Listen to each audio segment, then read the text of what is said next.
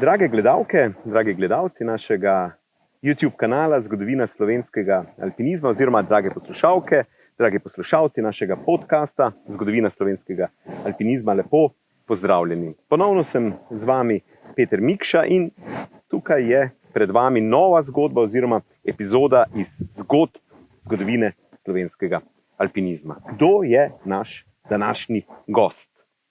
Kakopak je steber slovenskega alpinizma, je nagrajenec Planinske zveze Slovenije za življenjsko delo v alpinizmu, je, lahko rečemo, prava primorska, ne samo alpinistična legenda, je moj soimenjak, seveda, to je Peter Podgornik.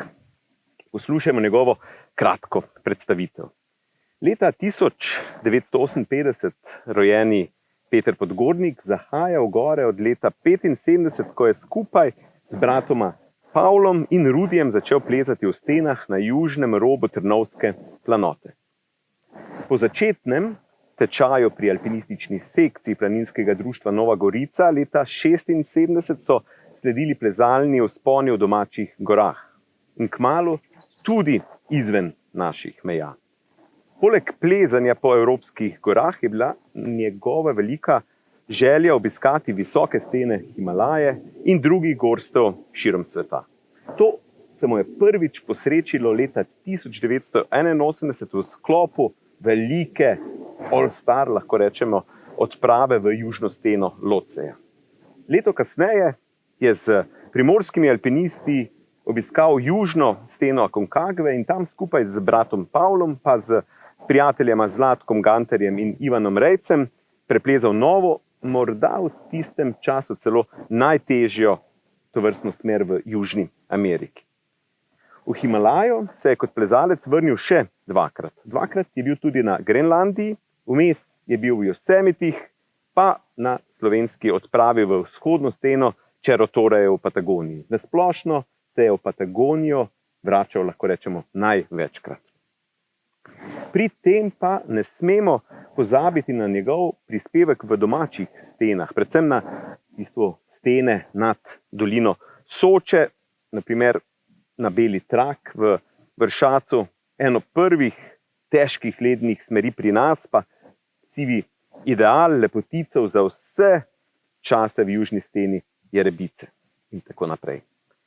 Tudi danes je Peter ostal zvest svojim goram, je urednik spletnega vodnika oziroma portala Primorske stene. Prisluhnimo torej sedaj, kako se je Peter znašel v svetu vertikale, kdo so bili njegovi prvi soplezalci, pa kasnejši, pa kaj so bili njemu najbolj zapomljivi trenutki ali pa odprave, katere gore, stene, smeri so ga zaznamovale.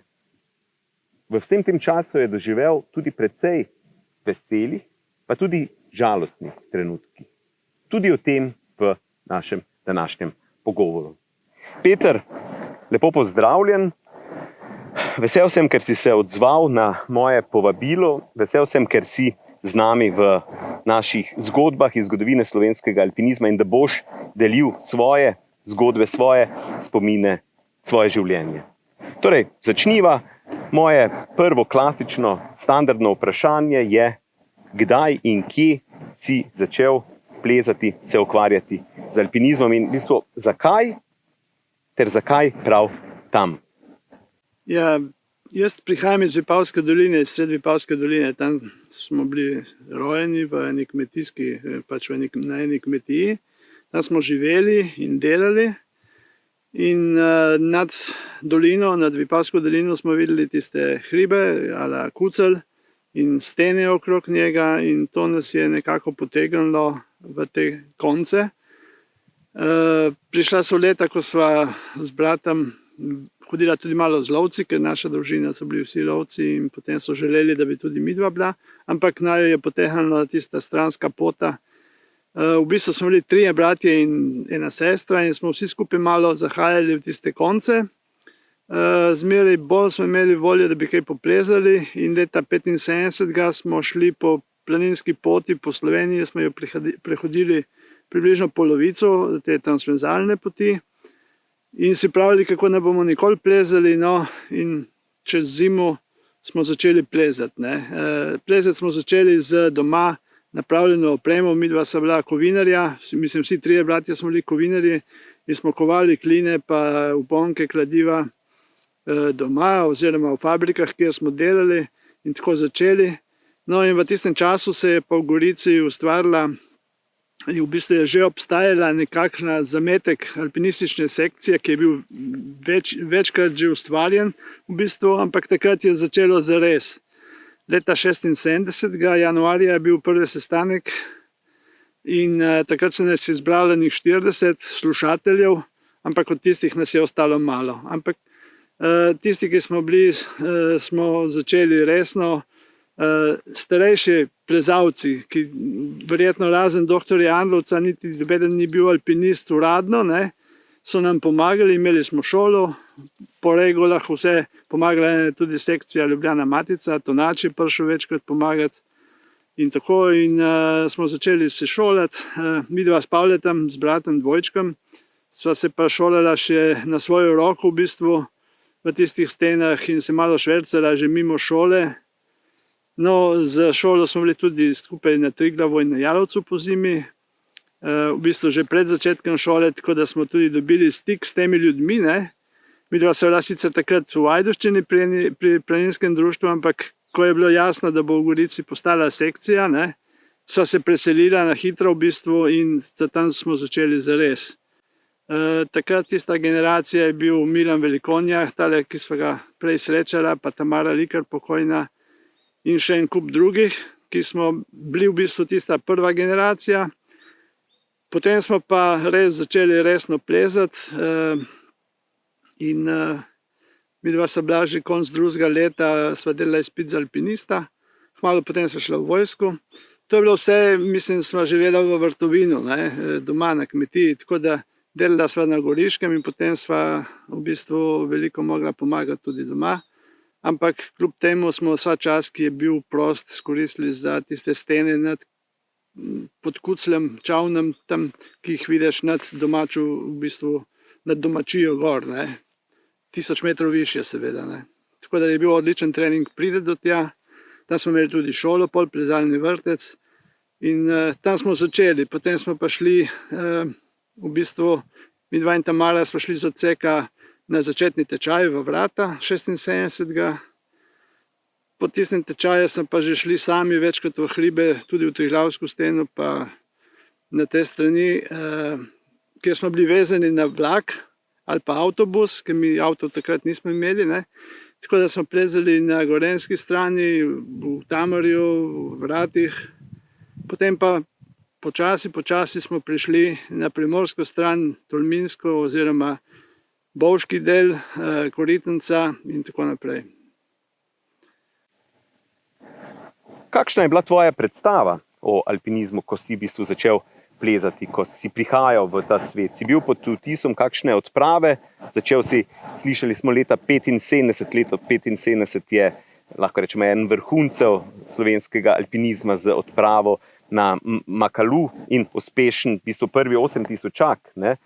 So ti uspehi alpinistov, plezalcev vplivali na tebe? Si poznal, si bral kaj o tem? V bistvu lahko te je kdo tako malo potegnil v te vode dejansko, ampak mi smo bili v bistvu totalno začetniki, dokler nismo prišli do odseka, do stika s temi, ki so vsaj nekaj plezali, doktor Andlovic, Sveto Hvala in tile, nismo vedeli nič v bistvu, niti nas ni zanimalo. Potem smo pa se tudi sami malo izobraževali, pogledali kakšno literaturo, pa kakšno mogoče na televiziji je bilo videti. Jaz se spomnim odprave Trisul, ko je Tonač vodil, mislim, da je bilo to leta 76, a potem se spomnim Everesta in Makaluja naprimer in tega. To so bila leta, ko smo mi začeli. Potem je pa prišla vojaščina in tam v vojski smo bili, midva s Pavletom sva bila v alpski četi v Kranju in sva bila v bistvu med športniki, idealni pogoji in toliko športa, ko smo imeli tam, ga nismo imeli nikoli v življenju. Izkoristili smo za plezati, izkoristili smo za smučati, za laufati na smučeh, tako da po enem letu, ko smo prišli domov, smo vstopili v stene brez obremenitev. Že drugi dan, ko sem prišel domov. In takrat se je začelo in pred nami so bile nove smeri, novi načrti. Začeli smo bolj aktivno misliti o hribih, jih raziskovati, pobrali smo tisto, kar se je dalo dobiti iz Planinskega vestnika ali pa iz kakšne druge literature. Veliko se je s tem ukvarjala tudi Tamara Likar, ki je še bolj bila mogoče po bolj izobraženi poti, bolj v tem štosu in je marsikakšno novico prinesla v kakšnem vzponu in ponovitvah. Tako da ja, potem smo začeli hoditi na odsek in smo se družili, plezali in zmeraj nam je šlo lepše in boljše in zmeraj težje so bili naši vzponi. Midva s Pavletom sva bila v bistvu naveza, ki se ni pogovarjala in vedela, zakaj se gre, ki sva bila dvojčka in sva se ujela, odlično plezala, sva cuh, ni bilo debate in je bilo jasno, kako je. Ne? In tiste prve smeri v Trenti, v Koritnici in okoli so nam potem odprle pot proti zahodnim ulicam in centralnim Alpam pa zahodnim Alpam. Tako da v tistih letih 79-80 sva pririla do severne stene Matterhorna, Liskama, kjer sta ponavljala težke smeri, prve ponovitve tudi.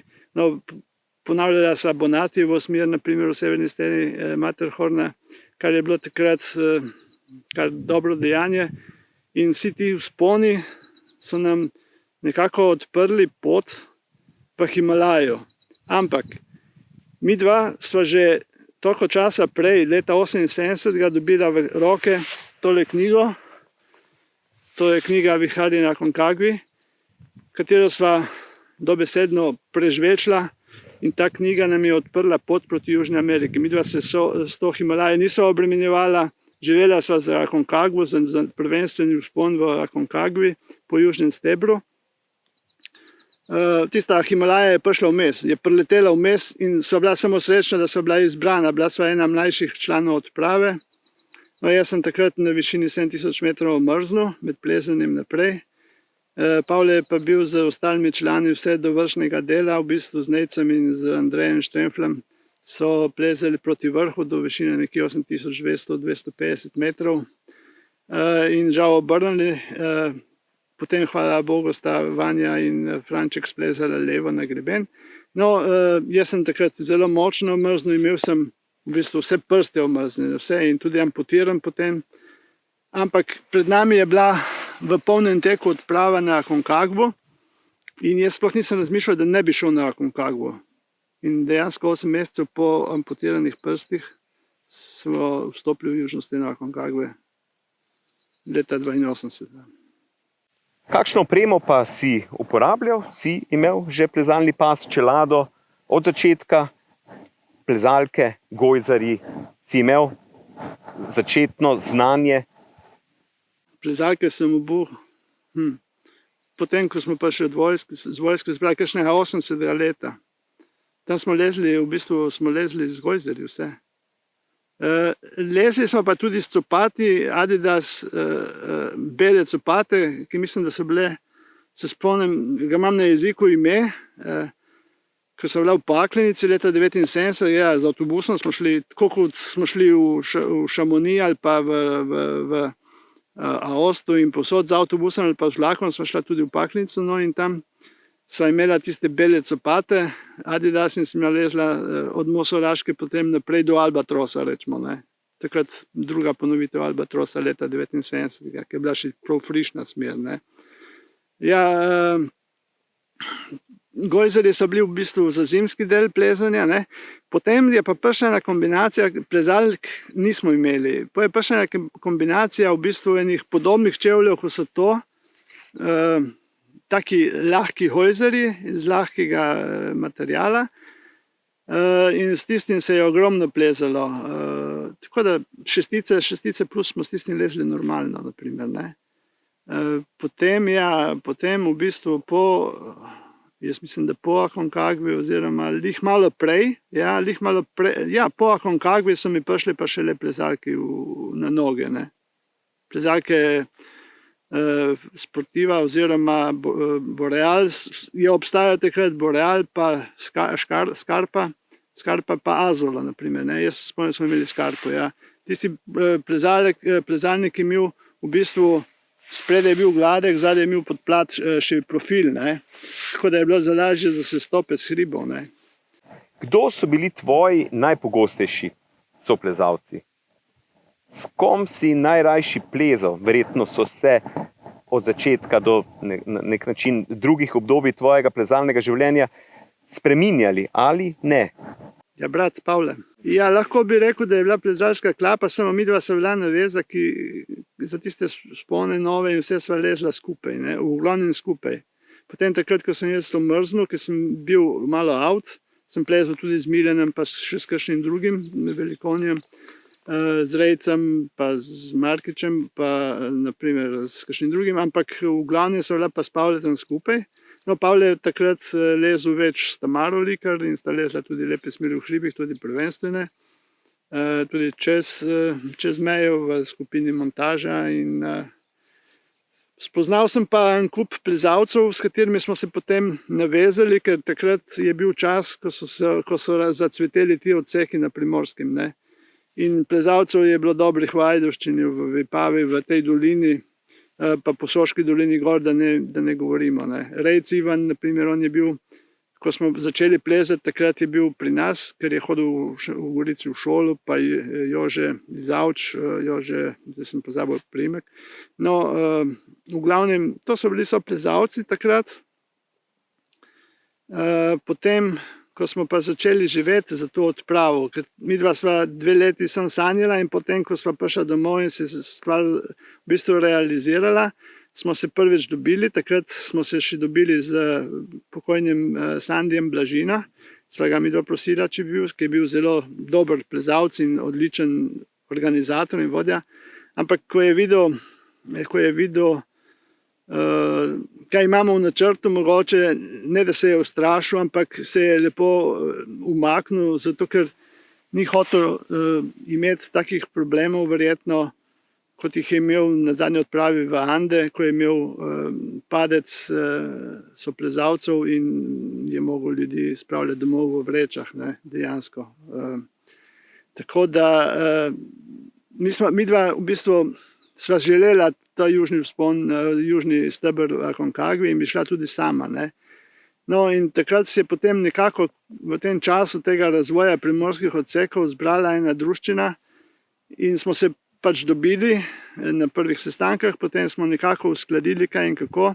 Jasno je postalo, kaj nas čaka, in midva sva prepričala, da gremo v Aconcagua. In to smo potem nekako sprejeli. Je pa bil to kar močen zalogaj. Če pogledam, da dosti odprav gre v Peru, naprimer 1/3 krajše stene ali pa nekaj ali pa pol krajše stene, ne, je sigurno kot prva izkušnja v visokih hribih lažje. Ampak mi smo bili taki, ne, in v končni fazi pol je tisto, kar smo planirali, smo tudi vse naredili, ne. Ampak je bila pa disciplina in red in v bistvu poznal se je red, mogoče vojaški, ki sva ga imela, pa ekspedicijski iz Kunaverem, ki smo jih doživeli v južni steni Loceja. Tako da tisto je sigurno veliko pomagalo, ne. Ker za tak hrib, če se lotiš takega hriba, je resna zadeva in treba se je bilo priti pametno, zraven, se zorganizirati vse, kar je treba, se pripraviti za klimatizacijo in potem vstopiti v steno. Stena je pa v bistvu tako nevarna, da himalajski stil z fiksnimi vrvmi odpade, ne, in je bil to edini način, ne. In hvala Bogu, da nas ni prijelo kakšno hujše neurje sred stene, ki potem bi bilo dosti težje, ne. Večkrat je bil tvoj soplezalec, prijatelj, izreden alpinist, zanimiv alpinist, Alojz Fon, Julio iz Drežnice. Veliko smo slišali tako manjših in večjih zgodbic o njem. Lahko poveš mogoče kaj več o njem, kakšno zanimivo zgodbo? Julio je bil doma iz Drežnice, tam je v tistih njegovih letih, ki on je bil starejši od mene, mislim, da je bil letnik 52. Še starejši njegovi prijatelji so bili drežniški samorastniki, plezalni samorastniki, ne. In oni so bili zelo divji fantje, ne. Začeli so na svojo roko tako zraven starih granat, ki jih tam okrog Drešnice ni manjkalo, in pušk in vsega, so se lotili plezati, bili so pastirji, bili so kmetje, bili so pač izredno srčni ljudje, še zmeraj tisti, ki so. In bili so res pravi hribovci. Ne. Njemu iti na Krn ali pa bilo kam ni bil noben problem. Ne. Poznali naravo tam in hodili, se obnašali. Tak način gibanja sem v bistvu občutil pri redkih soplezalcih, kot ga je imel Julio. Ne. Filip, na primer, je bil podoben, ki je tudi zrasel na podobnem zelniku kot Julio. Vence, mislim. Ne. Tako da v bistvu Julio je bil divji mož, so mu rekli v bistvu po svoje. Ne. Delal je ogromno stvari, bil je pa tako fizično močen, da je naprimer, takrat, ko je delal v gozdu kot drvar, kot žagar, ne, je naredil sigurno norme 3-krat boljši kot ostali. Zraven tega je delal še malo v Italiji, malo tako. Tudi plezati so hodili, to je bila dobra ekipa teh plezalcev, so hodili tudi plezati v skupino Mont Blanca, pa Dolomite in povsod okrog. Midva sva se navezala, dejansko, on je imel eno majhno pauzo in potem, ko je brat moj umrl, po tistem času, malo potem sva se enkrat srečala v Kobaridu in sva se zmenila, da greva plezati eno steno, ki jo oni niso upali zlesti v Krnu. To je bila tale Orlova stena, ki se je potem tudi podrla, ko je bil potres dol cela dejansko. Midva sva jo splezala in tista v 2 dneh sva splezala. Zelo težka smer je bila, potem tisti, ki so ponavljali, vsaj 3-krat so bivakirali, tisti za nami tudi. Potem je prišel pa ta potres, ki je vrgel steno dol. No, in s Julietom sva plezala tudi po zimi, sem ga uvedel v plezanje s cepini, po slapovih in to. In njemu, kar je primil v roko, je obvladal. In ni imel problema, da si je kupil frende, ko je videl me, da plezam z njimi. Čez 2 dni jih je že imel, ker je šel samo do Čedada, do trgovine športne in je imel. In je plezal, potem je bil tudi na eni odpravi v Fanskih gorah, pa v Peruju. No, jaz sem ga povabil leta 87, da greva za 6 mesecev po zimi v Južno Ameriko. Najin cilj, ta glavni cilj je bil pa južna stena Aconcagua, nova smer v levem delu in pa nova smer v jugozahodni steni Cerro Torre. Oboje govorim po zimi. To so bili še časi, ko ni bilo tam tako, kot je danes, ko je tam kup novosti, naselje Chaltén, naprimer pod Cerro Torrem. No, in potem sem jaz na smučanju zlomil nogo, sem imel spiralni zlom. Čez 1 leto, ko sem začel takoj, ko so mi pobrali ven železje plezati, mi je počelo še enkrat, potem je bilo hujše. Tako da sem se pobral šele čez 2 leti. No in takrat sva zrihtala vse, da greva. Takrat je pa on umrl zaradi granate, ki je žagal eno granato, ki se je zafrknil, v bistvu ni bila tista, kot je mislil, bila ena druga in ga je v bistvu je razneslo. Če bi bila ona ta močna, da bi tako vžgala, bi pa nesla pol vasi tam. Je bil pa mož, ki je pomagal vsem, bil je krovc strehe, popravljal cerkve, takrat, ko je bil potres, in se spomnim, na pogrebu njegovemu je bilo 7 župnikov in kup ljudi. Od posod in tisti, v bistvu še zdaj so spominski pohodi nanj, pa srečanja in ljudje ga nosijo v srcu. Bil je pa posebnež, kamor je prišel. Tako. Ja, smejal se je na svoj način, govoril tisto kobariško benečansko, pa zapel pesem, pa žvižgal, pa mislim, vse, kar je delal, kar se je lotil. On je laufal, na primer, te teke smučarske Marčelonga, pa take 70 km, malca. Tako da je bil ta prava korenina. Mi je bilo zelo hudo zaradi njega. Mislim, jaz sem imel 3 take plezalce, ki so mi nažalost odšli. To je bil Julio, pa Pavle Kozjek, pa Filip, naprimer. Z njimi sem res ogromno plezal, ogromno novega, ogromno težkega in ogromno lepih trenutkov je bilo z njimi. Ampak tako je življenje. Kdo pa so bili tvoji vzorniki? lahko mogoče našteješ 3 alpiniste, ki so te naredili, ki so tako pomembno vplivali na tvoje plezalno življenje, da si danes to, kar si? Jaz jih nisem imel. Jaz sem si želel, midva z bratom sva si želela plezati, videla sva, kar sva imela možnost po televiziji ali pa ne vem, kakšnih alpinističnih novic, ampak nisem imela vzornikov, nikoli. Tudi, ne vem, ker sva šla na odpravo, ker sva padla noter v tisto ekipo za loce, so nas sprejeli in smo delali, kakor da smo bratje.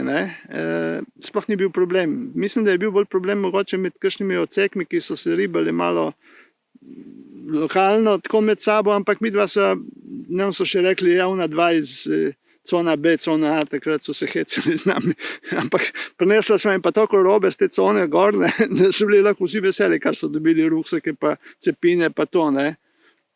Zato, ker sva si tudi želela tak način, da smo dobili opremo čim več od sponzorjev od tega, in to je bila tudi odlična šola potem za Konkavu, ki smo na podoben način delali, pa za Jalonkank, naprimer, pa bilo drugega. Jaz sem spoznal en kup tujih alpinistov, prav na ta račun, naprimer Piusi, Ignacio Piusi, ki je bil znan, ta italijanski alpinist čez mejo, avtor dosti smeri v Malem Mangartu. On je prišel obiskat domov, mi je prinesel 800 evrov, je rekel, 800 mark, je rekel, to boš imel za odpravo. Naprimer, kdo bi ti prišel danes tako? Dobro, mimo grede sem zriktal še ekipo, ki mu je delala na firmi, ampak ni problema, prišel je in tudi, če mu ne bi nič zriktal, bi bili tako in se je prijatelja, dokjer je živel. Jaz sem dal to sem rekel, to je dal tale in ti si pomagaj naprej. Tako je bilo. In tudi zdaj imam ogromno stika s tujimi alpinisti. Tak mi tudi, ki imajo 85 let in več, ki so zgodovine, živi leksikoni dejansko in je s takimi zelo lepo delati. Ko prebiramo tvoj plezalni CV, lahko ugotovimo, da se je v tvojem življenju plezalskem nabralo ogromno smeri, tako doma, kot na tujem. Lahko mogoče izpostaviš kakšen tvoj vzpon, ki se ti je zdel najtežji in mogoče zakaj? Torej, ja, od domačih hribov je bila sigurno tale smer mladosti v Vršacu zelo težka, predvsem zelo težka, ker v bistvu mi smo bili kmečki fantje, nismo bili climberji. Naprimer, Postojnčani so hodili v plezališče tam blizu Postojne, pa so trenirali, ampak oni so bili iz mesta, naprimer. Dobro, Fabijan je bil s Pivke, ampak so živeli bolj kot meščani v bistvu, oziroma delavci, ki so živeli v mestu. Mi smo bili pa prav kmetje in mi nismo imeli časa trenirati, ker tukaj ni bilo plezališč takrat. In smo plezali, naše plezanje je bilo hribi. In takrat smo se naučili in tale smer, naprimer, zelo zanimiva in lepa smer je sigurno vsi videli v južni steni Jerebice. Tista sva šla plezati po zimi, v bistvu je konc novembra, začetek decembra so bili zimski pogoji. Ta čas, ko so bila v steni, pa sva vlekla zimsko opremo, cepine, dereze, težke čevlje noter, zato je tudi toliko časa trajal vzpon. In na sred stene, ko so bivakirala, nas je nascalo, se je otoplilo, je bilo pa vse kopno v trenutku in letelo dol. Ampak, ko sem videla vstopila v zimskih razmerah, je bila pa zalita. Kompletno. In to je bilo počasno plezanje, normalno. Če greš ti poleti, to plezati je čisto druga poezija. Naprimer, smer mladosti v Vršacu, je pa težka smer, tudi, do 7 stopnje lahko, kar sem jo pol ponavljal tudi prosto. Tam je pa bilo treba odkrivati prehode, iskati prehode. Za tiste, ki je šel potem ponavljati smer, je bilo sigurno dosti lažje in so jo zlezli tudi v enem dnevu. Tudi po zimi potem, odvisno kako si narajemo v razmere. No, takrat je bilo pa što s tem, da naj je sred stene po prvem bivaku dobila nevihta in je scalo in treskalo cel dan in midva sva v tistih pogojih plezala. Ven in na koncu nas je zasnežilo. Tako da nisva imela rok, nisva čutila. Ampak to so bili divji vzponi v bistvu in odlična priprava za visoke hribe in za težke smeri. Pa pol lepa smer je bila, naprimer, zeleni slapovi v Loški steni, pa naprimer novogoriška smer, ki sva je lezla oktobra, 4 mesece po tistem, ko sem jaz bil operiran, sva zlezla zelo lepa smer. Pa naprimer beli trak v Vršacu, ki ima 2-3 ponovitve. Ne. Ampak to je bilo plezanje brez opreme, ki jo zdaj imajo. Takrat ni bilo nič, je bilo ravno. Ne. Mi smo si naprimer sami delali, popravljali cepine, ravne cepine smo z švajs aparati zvijali, pa jih malo ukrivili, ne, kar se je dalo. In koliko cepinov smo zlomili na ta račun, ne, veš. Tako je bilo. Ampak so bili lepi časi, zato ker v bistvu smo živeli za alpinizem in smo tudi delali za razvoj tega. Lahko si dobil nek časopis, pa si videl angleško orodje, pa si videl to. Kot kovinar si primil železo v roke in si skoval. Ne. To je bilo normalno. Sploh ni bil doben kunšt to napraviti, eno kladvo ali pa nekaj takega. Ne. Je bilo logično. Jaz se spomnim še, ko sem šel takrat z Bergami na Kilimandžaru, ko sem priletel dol, sem letel iz Kenije, čez Kilimandžaro sem videl dosti snega in v Dar es Salamu, tam je bila takrat firma vozila, na kateri sem tudi jaz delal, ampak dol je bila izpostava, ne. Sem šel v fabriko in sem si skoval dereze, sem si zašvajsal dereze in sem tiste dereze rabil, ko sem šel na Kilimandžaro normalno. Tako je bilo, ne. Si se mogel znajdeti, ne. Danes je pa to, veš, danes je vse dosegljivo, ne. Na račun interneta je dosegljivo vse, da vidiš, da to. Na račun trgovin športnih pa to, da dobiš opremo, ne? In to vrhunsko opremo. Ampak vsi pa tega ne obvladajo. Ne? Je boljše mogoče začeti malo bolj skromno in tisto opremo spoznati, jo razumeti in jo znati uporabljati. Ne? A veš. Tako. Kateri tvoj vzpon pa šteješ za največji dosežek? Torej, ne govorimo nujno o najtežjem, najvišji oceni in tako naprej. Mogoče vzpon, ki te je močno zaznamoval, ki ti je pustil tako močan vtis v tvojem življenju in seveda, zakaj ta? Ja, glej, in par stvari je bilo zelo močnih avantur. Ne.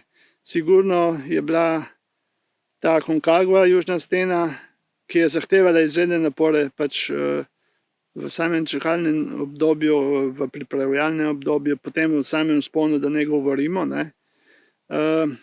V bistvu, to je hrib, s katerim živim že 44 let in izgleda, da bom tudi še kar živo. Ker dejansko pred 44 letmi je prišla v roke mi tista knjiga. Ne. In od takrat imam to v sebi. Ne. No, potem vzpon težki je bil sigurno doživeti v Himalaji. Zelo naporen je bil tudi North America Wall, ki sva jo lezla skupaj s Pavletom in Kozjekom in naj je dobilo slabo vreme tam. Tako da sva se reševala ven iz stene, bila sva edina plezalca v steni Josemitov takrat, to je bilo že oktobra meseca, naprimer. Izredna dogodivščina avantura je bila Čerotore, vzhodna stena, težko razumeti, ne.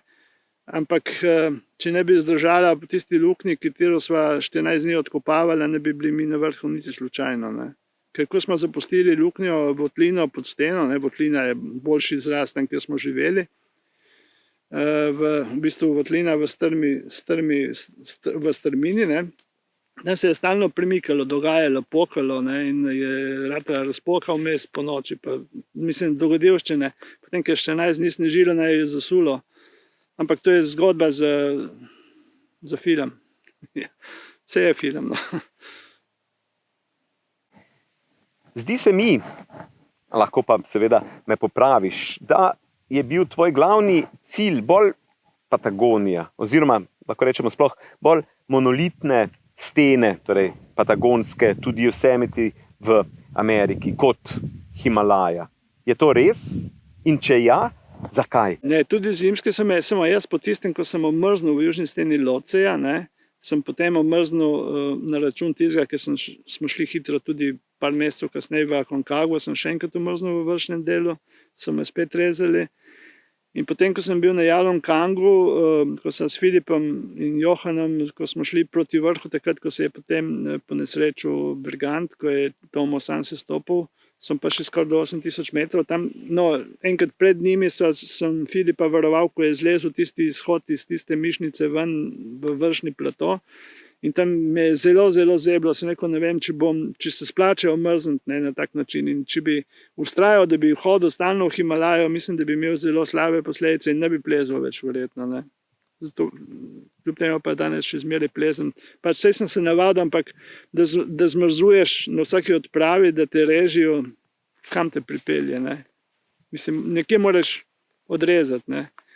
In ja, v južni steni, naprimer, ta Čerotore, tisto, kar smo zlezla s Pavletom 3-4 mesece prej v El Capu, je bila odlična šola za Čerotore. Ne. S tem, da je bila tam še dodatki, vse tisto življenje pod steno, pa kidanje, pa vse, pa zimske pogoji, zasneženo, ledeno. Tako da, ja, bilo je v bistvu kombinacija vseh tistih izkušenj je prišla potem tam prav. Ne. Če ne bi tudi preživeli. S Pavletom sva se ujela kot brata, ne. In tam po tisto steno, samo v tisti luknji biti, je bilo mukotrpno. Ne. Kamor si šel, si mogel iti z lopato, ker če nisi vedel, kako boš prišel nazaj. Tako.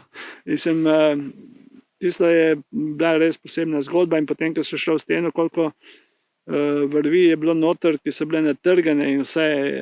In očistiti 1000 metrov vrvi s klinom, tako debel štrik je bil. Ne. To je bilo mukotrpno. Ne. Ampak smo naredili. Če ne bi tako delali, ne bi prišli na vrh. Ne. Potem se je poslabšalo vreme, mislil je, če Slavc gor, ker Slavc je v bazi zlomil prst in ni šel z nami, takrat, ko smo šli na vrh. No, ampak potem se je poslabšalo vreme in smo čakali v bazi par dni, en teden.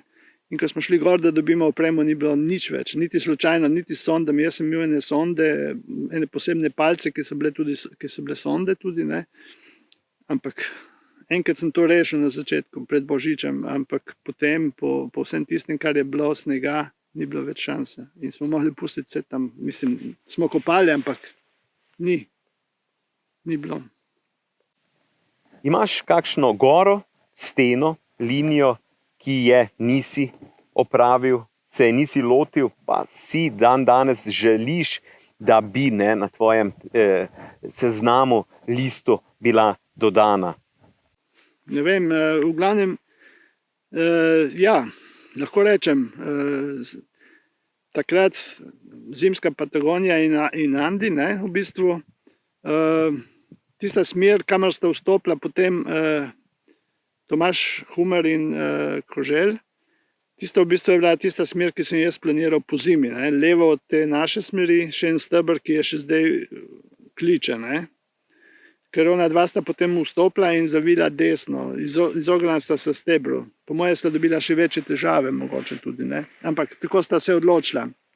Ker steber je ta idealna linija, tako kot je bil naš steber, ne. Samo da je bolj levo. Za to smer sem živel 4 leta, ne, in bili so polomi noge in to in uno, ampak potem, ko priješ do ene točke, vidiš, da nima več smisla. Ne. Takrat je Pavles, prvo je umrl Julio, pred odhodom, potem, ko sva bila dol v Mendozi, ki sva vlekla tiste opremo 100 kg pod steno, je Pavle dobil pljučnico in smo se reševali, da sva prišla nazaj, potem je bil tam pri Slovencih v Mendozi, pri Bajdovih, da je prišel k sebi in potem sva se ločila. Jaz sem šel v Patagonijo, kjer sem imel drugi cilj, novo smer v jugozahodni steni. No in takrat je bila vojna v Sloveniji, ne, in tisti fant, ki smo bili zmenjeni, da prije dol, ga ni bilo, ker je bil pač na meji. Ne. In sem ostal sam v Patagoniji, brez vsega, ne, dejansko sam. Takrat ni bilo Čaltena, da bi bilo naselje tam, nič ni bilo. Ne.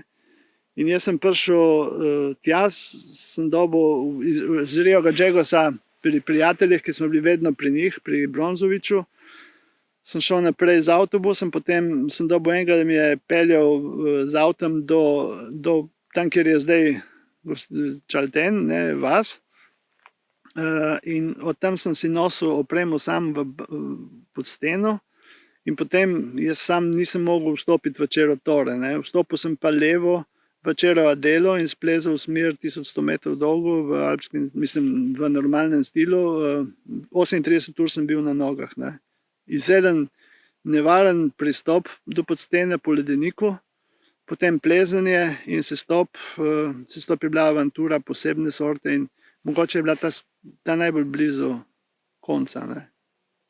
Zato, ker je bil povratek v sneženju in če ne bi zares v enem momentu pogledal, sem bil že na robu razpoke in se ne bi, mislim, ni bilo veze, ni bilo telefonov, ni bilo radijskih vez, ni bilo nič, nisem imel dobene komunikacije, dobeden ni vedel, kje sem. Ne.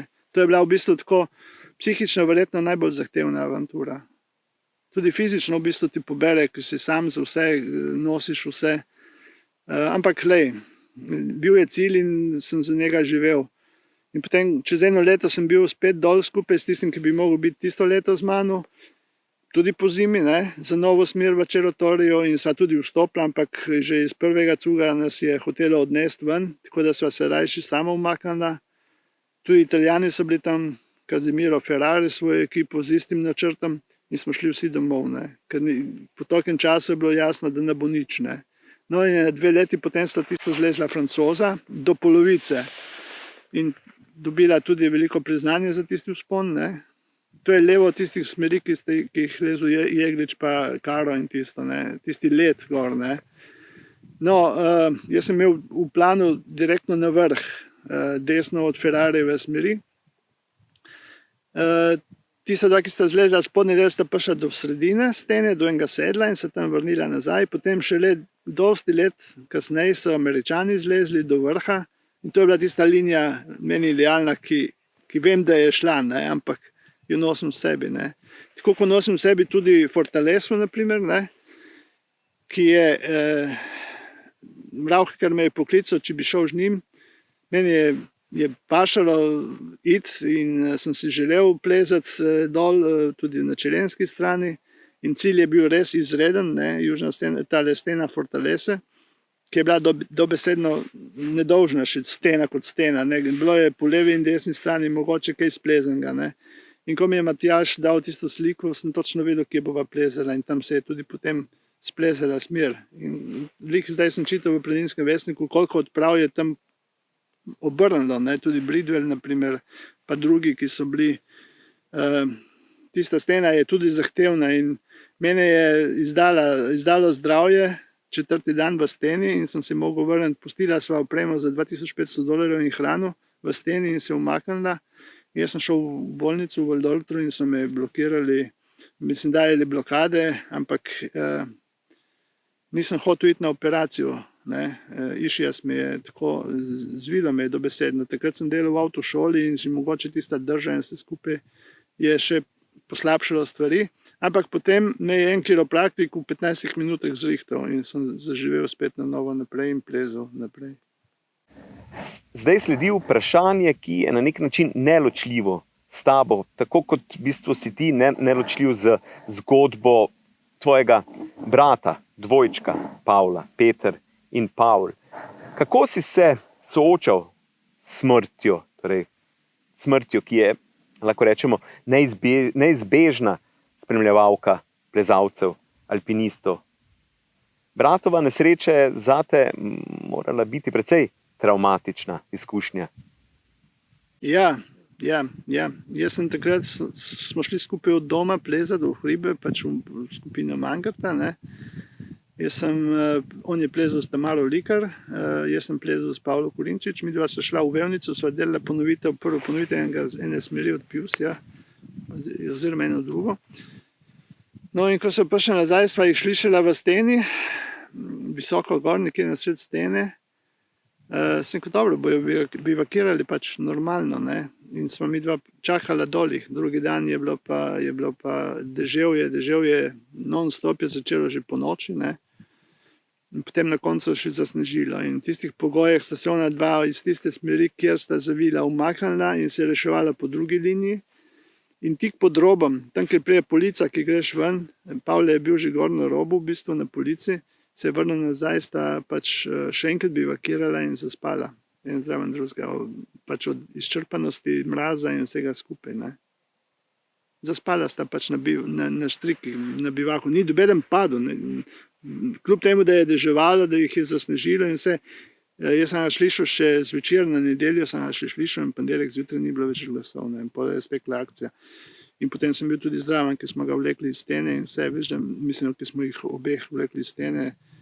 Sigurno je bilo to zelo težko, ampak mislim, da so mi spet gore pomagali, da sem se rešil in prijatelji, ali taki sva ga srečala prej in drugi, in Julio in eni in drugi in Filip, naprimer. Filip je bil zelo dober spavljatan, ker sta v južni steni Locija bila ena naveza, v bistvu so jih imenovali kar delovna naveza, ki je postavljala tabore in fiksirala vrvi kar aktivno.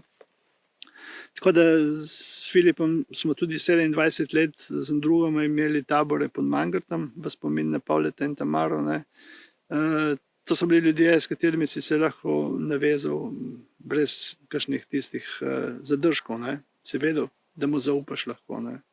Sigurno je pa zguba vsakega prijatelja huda in ko so odhajali tile prijatelji, s katerimi smo bili skupaj na odpravah, Ana Slavc, Johan, pa drugi, Pavle, je bil Julio, naprimer. Vsaka ta nesreča je bila močna zareza, ki ti jo pusti, ampak spet si rečeš, si moram iti naprej. Se tudi, ko greš hujakam ali pa greš v vojno, ko greš bilo kam na cesti ljudje.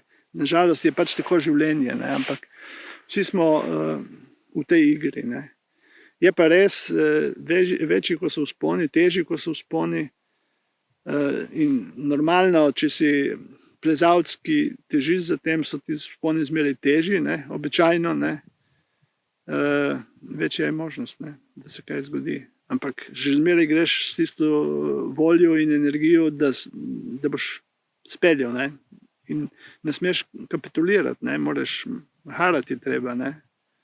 Ker če ne garaš v alpinizmu ali pa drugih takih aktivnostih v naravi, si hitro lahko končal.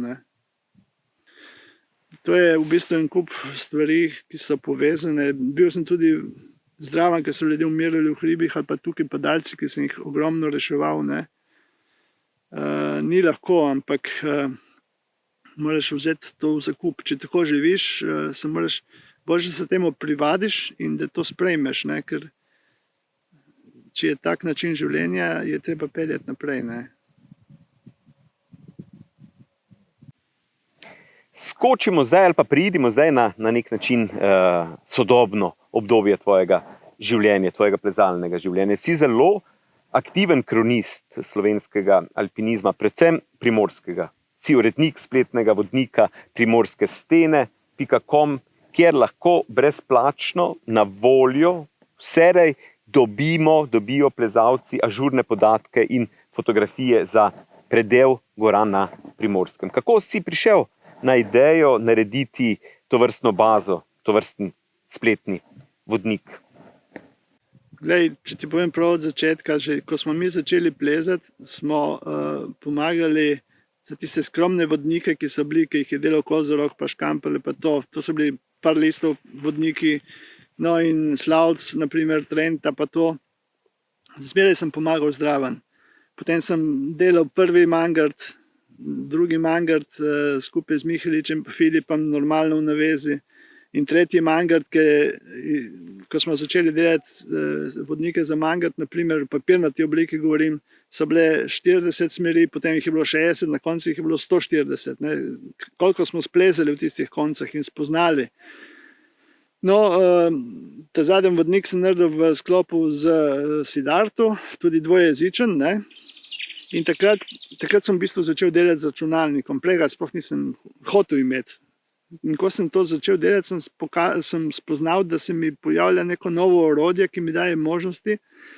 In v bistvu jaz sem vodnik Mangart leta 2007 napravil vse na računalniku, sem tudi poslikal, uredil in potem Janezu poslal na disku oziroma na CD-ju, kar sta rabila, potem so pa oni spilili naprej. In potem mi je prišla ideja, da bi jaz to začel obdelovati Primorske stene. Predvsem pa namen je bil da ne izgubimo te naše kulturne v bistvu dediščine, plezalne kulturne dediščine ali hribovske, kakor hočemo reči. In zato sem ustvaril to zadevo in zdaj za njo živim že dolgo let, v bistvu že 12 let, več kot polno. Ne. Dejansko sem pa vmes zbiral zmeraj gradivo, ne, in spremljal in alpinistične novice spravljal in razne kopije in vse spravljal, kar mi je prišlo vse prav. No, vmes sem poskrbel tudi za tuje vodnike. Sodeloval sem pri enem vodniku, ki so ga naredili Italijani za plezanje ledu, in je knjiga, ki je predstavljen tudi slovenski del slapov, ne, čez celo Slovenijo. To je bil tudi en tak projekt, ki je prišel ven leta 2006, ena knjiga. No, potem, ko je pa začela spletna stran, je bilo pa to igre brez meja, ne, dobesedno. Treba je bilo nekje začeti, ne, in to ni bilo lahko, ne. Če pomislim zdaj, koliko sem samo dni porabil za to, mislim, se ne šteje let, bi lahko rekel, ne štejem, zato ker jih ne moreš prešteti, niti ur, niti dni. Koliko dni sem porabil samo za napraviti fotografije dobrih sten, da sem potem lahko vrisal smeri noter. Naprimer, zdaj, če pogledam Kaninsko pogorje na severni strani, ki sem ga obdelal tudi na italijanski strani, ali pa Jalovec na severni strani, ali pa Razor, ne. Kolikokrat sem šel od doma, da sem to poslikal, počasih nisi uspel, pa si šel še enkrat in potem v tiste fotografije vrisal in uskladil opise in vse po enem vrstnem redu. Tako da mislim, da je to eno veliko delo in predvsem ne bi rad videl, da se bo zgubilo, ne. Tako da nekako bom mogel je nekam dati, da bo ostalo, ne, dejansko. Ker škoda bi bilo, ne, zdaj, kar je na spletu, se lahko tudi zgubi hitro, ne. Tako da bomo videli, kako naprej, delam na tem, razmišljam, da bi dal v papirnato obliko, pa mi ne pride, zato ker zmeraj vsaki steni se lahko pojavi nova smer in zame bi bilo potem to šok, ker sem vajen, da sproti vse delam. Če pomislimo, da smo začeli z nule in da je zdaj v tistem sklopu smeri v kompletni spletni strani čez 2200 smeri, ne, bi bilo, mislim, meni bi bilo hudo, da bi zdaj to dal v knjigo, kar bi mi spet vzelo ogromno dela, ne, in potem bi rekel, zdaj je ta knjiga je stara, ki bom delal spet novo, ne, pa dodajam in predvsem sem pa vesel, da se je to ohranilo. Ohranilo se je z vsemi plezalcami, nisem sam, jaz sem pač držim to v rokah, ampak pomagali so mi pa vsi, ki plezajo, ne, na en ali drugi način. Kakšen samo 2 besedi, če pišem zdaj Radotu Hočevarju na Gorenjsko, če mi pove za tisto smer, mi bo v enem dnevu sigurno odgovoril. To so ljudje, ki imajo 80-90 let, ki še zmeraj komunicirajo in je bilo čudovito, pravi zaklad je bilo delati s temi ljudmi, ne, in je še zmeraj delati, ne, pa s Savencem, pa z Italijani, naprimer Karatu, ki je plezal s Piusijem, on je živa legenda, plezal je na tej italijanski strani Rablja, ne, tiste stene, vse, to so čudovite zgodbe, ne. In poznati vse te ljudi je lepo, ne. To je eno bogatstvo, ne. Ker drugače ne priješ do njega, ne. Za konec, stran, primorske stene so tvoj resnično velik doprinos za slovensko alpinistično dediščino. Boš mogoče kdaj dodal tudi kakšen kamenček v knjižni obliki, zanimivih zgodb? Slišali smo tudi danes, imaš obilo. Vem, že 35 let mi je stalno, daj napiši knjigo, napiši o tem, ampak po teh zadnjih operacijah na srcu pa možganski kapi, ki sem jo lani imel, se zelo težko zberem in vse, kar delam, zdaj delam z večjo težavo, ne. In nisem več tisti, ne, da bi imel toliko energije, marsikatero stvar sem mogel tudi opustiti, Zato, ker enostavno ne smem biti v psihičnem stanju, da bi bil preobremenjen in tako. Zdaj sem tukaj s tabo in sem vesel, da sem tukaj, ampak kako bo naprej, ne vem. Upam, da bo šlo in da bom vlekel voz naprej, tako kakor ga lahko zdaj vlečem. Ne. Če bom pa knjigo napisal, zdaj zmeraj težje, zmeraj bolj daleč, tako kot hribi. Tako je pač. Sej nekaj je tudi spravljeno, tako da če bo koga zanimalo, bo lahko pogledal. Ne.